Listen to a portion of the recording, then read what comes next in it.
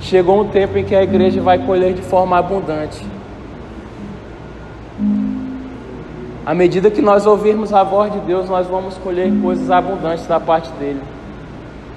E sabe qual é o ouro do céu, irmãos? São pessoas. Se prepare, irmão, para cuidar de pessoas. Se prepare para dar a sua vida por outras vidas. Porque não há sentido nessa terra, sabe? Pelo menos para mim, não há sentido na terra se eu não depositar minha vida sobre outra vida. É muito vazio, irmãos. É muito vazio nós vivermos o nosso dia a dia nos preocupando com coisas tão passageiras. Precisamos nos preocupar com aquilo que o nosso Pai se preocupa. O próprio Jesus vai dizer que ele só fazia aquilo que ele viu o Pai dele fazer. Está na hora de nós nos preocuparmos com o reino de Deus. Nós vamos ver o Pedro, quando Jesus ele pisa nas águas e dá a direção da pesca maravilhosa. Eu estou crendo, irmãos, que esse ano de 2020 nós vamos colher muitas almas. Eu estou crendo, irmãos, que você vai ser essa pessoa que vai colher muitas almas para Jesus nesse ano de 2020. Mas tudo parte de um romper pessoal seu. Tudo parte de um romper individual seu. Porque um romper individual traz um romper coletivo. O fogo que há em você, quando você lança a lenha, sabe, sobre o altar, ele tem poder de infectar as pessoas. Ele tem poder de contagiar as pessoas. Esse fogo que está dentro de você, quando você transfere para uma pessoa, tem poder de ser transferido para qualquer outra. Nós carregamos um fogo contagiante, irmãos. O fogo da presença de Deus é algo contagiante. Só quem não tem fome de Deus não vai querer esse fogo. Só quem não tem fome do Espírito não vai querer se aprofundar. Pelo contrário, vai para uma outra via, que é a via da carne. Mas aquele que quiser mergulhar no rio de Deus, no rio espiritual, há um rio disponível da parte de Deus para nós. Há um rio de Deus que está disponível. E Deus só está dizendo: entre dentro dele. Flua sobre ele, flua sobre aquilo que Deus te entregou.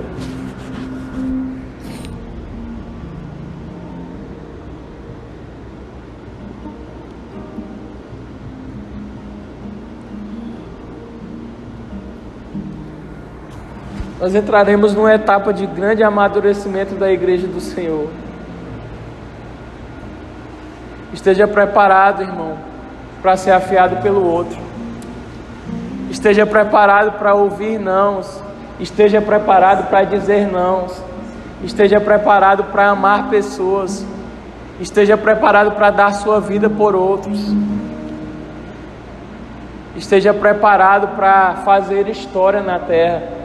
Esteja preparado para construir um legado para o Senhor. Esteja preparado para entrar nas batalhas de Deus. Esteja preparado para um dia manejar a sua espada de forma correta, de forma precisa. Deus está nos amadurecendo para sermos precisos. Com um bisturi que corta uma pessoa e é preciso ao retirar a enfermidade, assim nós seremos. Assim nós seremos, irmãos. Assim nós atrairemos isso da parte de Deus.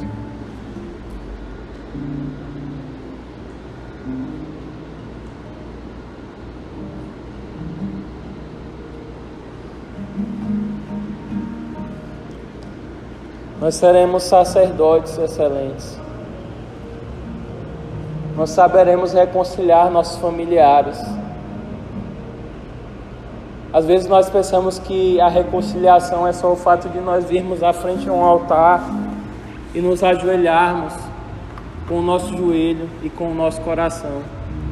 Mas também não é só sobre isso. O Ministério da Reconciliação fala de amplas áreas. E principalmente da sua casa. E principalmente do seu pai e da sua mãe. Ontem eu estava com meus irmãos num momento de comunhão e eu começava a orar sobre a minha família, sobre a família dos meus irmãos. E é incrível assim, quando eu comecei a orar, a presença de Deus parece que varreu aquele lugar. Parece que varreu o meu interior, eu não consegui me conter, eu parecia uma criança chorando na presença de Deus.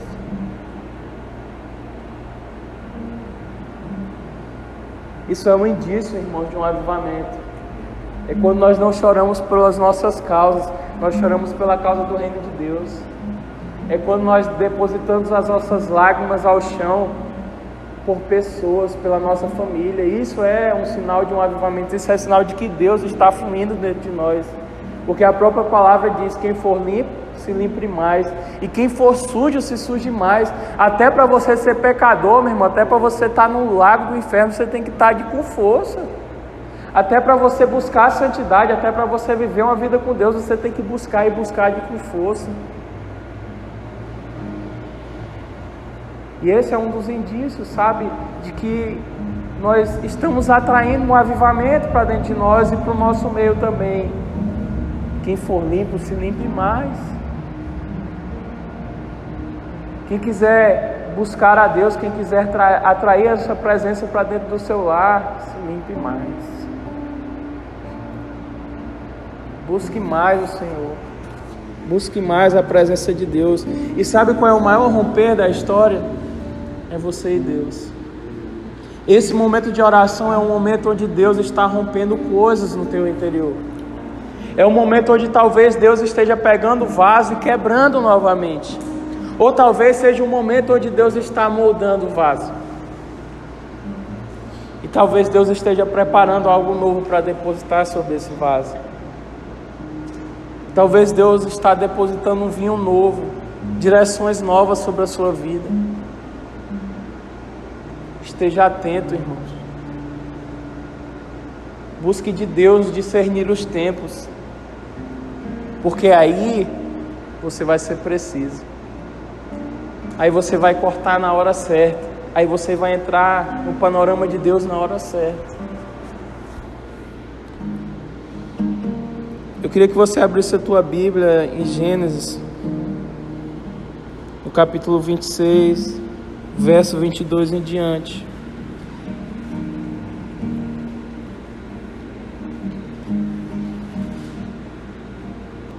E partiu dali e cavou outro poço, e não porfiaram sobre ele.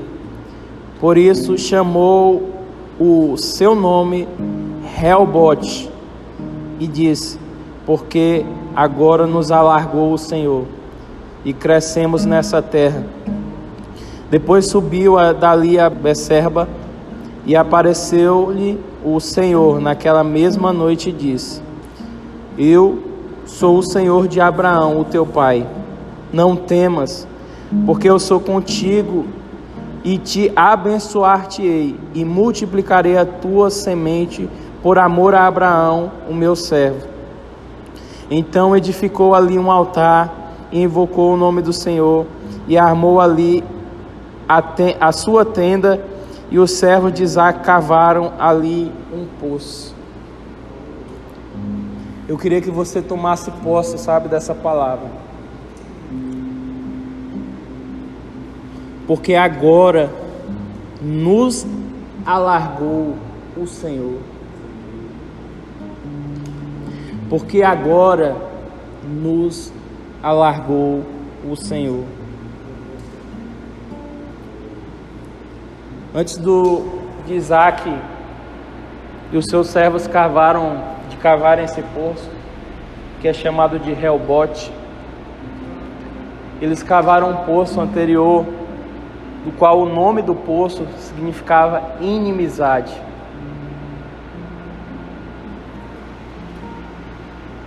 E nós vemos depois desse poço de inimizade, veio um poço onde o Senhor nos alargou. Onde o próprio Senhor disse para Isaac que era o Deus das gerações passadas, mas era o Deus da geração dele. Eu queria dizer algo para vocês.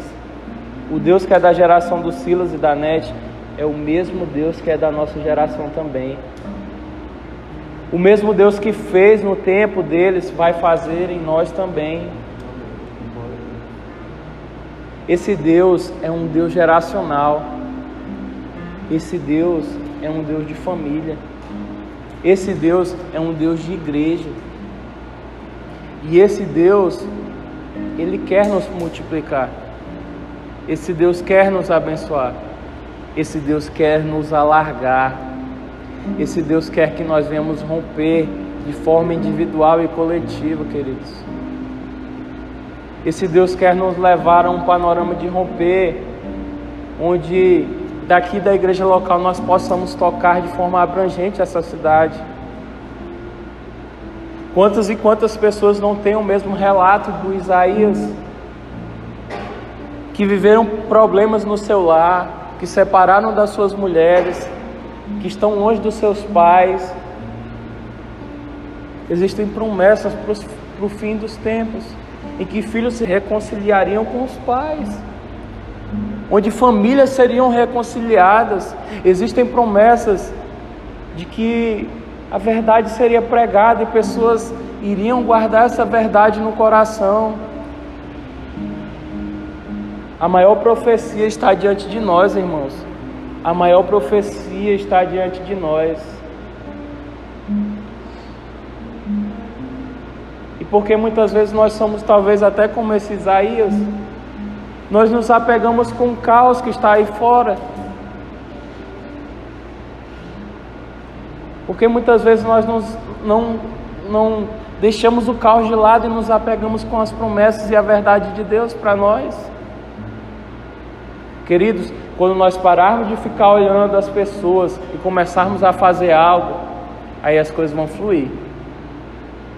Quando nós começarmos a parar de olhar o irmão que não faz e começarmos a fazer, nós iremos andar 2 ou 3 milhas a mais. Então essa palavra que Deus compartilhou, sabe, o meu coração.